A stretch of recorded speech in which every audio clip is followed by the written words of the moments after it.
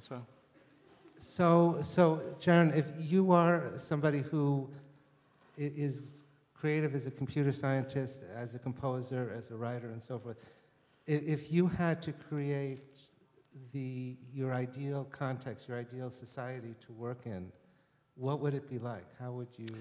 Well, you know, the vision I still like that was never explored was the original one presented with the very idea of connected media, of links and so forth.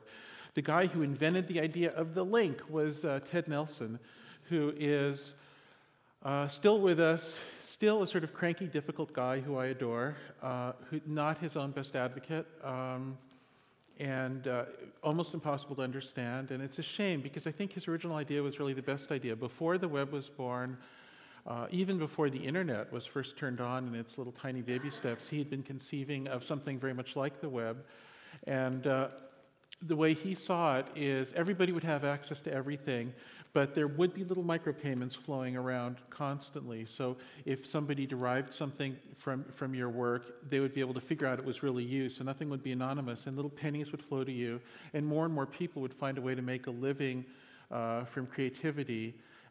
And what we have instead is a world where creativity flows around for free because we're all supposed to be part of the Creative Commons and so forth, and meanwhile we're told to become more physical in our way of making a living, to really build and sell things, make t-shirts or something. So, you know, technology has been helping us climb up Maslow's pyramid to have more and more enlightened and intellectual and creative ways to make a living, and now suddenly we're climbing back down instead of continuing the climb upward.